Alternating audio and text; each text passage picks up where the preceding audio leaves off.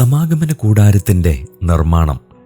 യഹോവ കാണിച്ചുകൊടുത്ത മാതൃക പ്രകാരമായിരുന്നു സമാഗമന കൂടാരത്തിൻ്റെ പണി.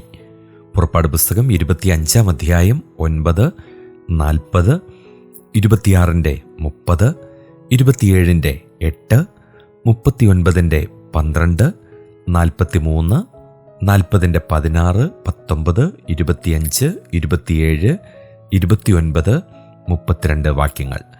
സമാഗമന കൂടാര നിർമ്മാണത്തിനാവശ്യമായ പൊന്ന്, വെള്ളി, താമ്രം, നീലനൂൽ, ധൂമ്രനൂൽ തുടങ്ങിയ വസ്തുക്കളെല്ലാം ജനം സ്വമേധാദാനമായി നൽകിയതാണ്. പുറപ്പാട് 25-ാം അധ്യായം 3 മുതൽ 7 വരെയുള്ള വാക്യങ്ങൾ.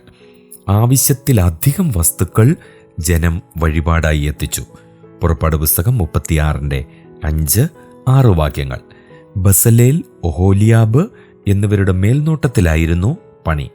പുറപ്പാട് 35-ന്റെ 30, 36-ന്റെ 2. പുറപ്പാടിൻ്റെ 2-ാം വർഷം 1-ാം മാസം 1-ാം തീയതി പണി പൂർത്തിയായി. പുറപ്പാട് 40-ന്റെ 2. താൽക്കാലിക സമാഗമന കൂടാരം പാളയത്തിന് പുറത്താണ് സ്ഥാപിച്ചിരുന്നത്. എന്നാൽ ഈ സമാഗമന കൂടാരം ഇസ്രായേൽ പാളയത്തിൻ്റെ നടുവിലായിരുന്നു. കിഴക്ക് പുരോഹിതന്മാരും മറ്റും 3 വശങ്ങളിലും ലേവ്യരുടെ മറ്റു 3 കുടുംബങ്ങളും താവളമടിച്ചു. സമാഗമന കൂടാരത്തിന് 3 ഭാഗങ്ങളുണ്ട്. 1 പ്രാകാരം, 2 വിശുദ്ധ സ്ഥലം, 3 അതിവിശുദ്ധ സ്ഥലം. 100 മുഴം നീളവും 50 മുഴം വീതിയുമുള്ള പ്രാകാരത്തിൻ്റെ പശ്ചിമാർദ്ധത്തിലാണ് തിരുനിവാസം. അതായത് 44.5 മീറ്റർ നീളവും 22.25 മീറ്റർ വീതിയും. നെടിയ വശം വടക്ക് തെക്കാണ്.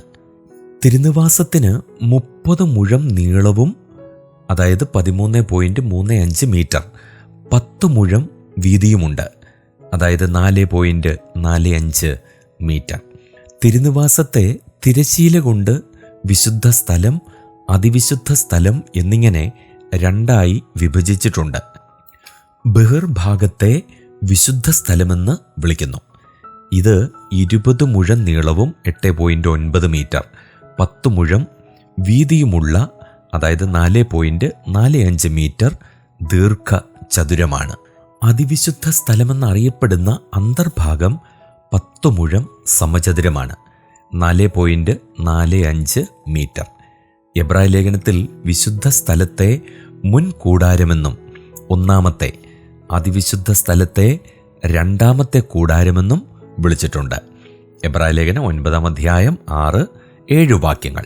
എബ്രായ ലേഖനം 9-ന്റെ 12, 10-ാം അധ്യായം 19 എന്നീ വാക്യങ്ങളിലെ വിശുദ്ധ മന്ദിരം അതിവിശുദ്ധ സ്ഥലത്തെയാണ് വിവക്ഷിക്കുന്നത്. പ്രാകാരത്തിൽ യാഗപീഠവും താമ്രത്തൊട്ടിയുമുണ്ട്. കാഴ്ചയപ്പത്തിൻ്റെ മേശ, തങ്കനിലവിളക്ക്, ധൂപപീഠം എന്നിവയാണ് വിശുദ്ധ സ്ഥലത്തെ ഉപകരണങ്ങൾ. അതിവിശുദ്ധ സ്ഥലത്ത് നിയമപ്പെട്ടകം പ്രതിഷ്ഠിച്ചിരുന്നു.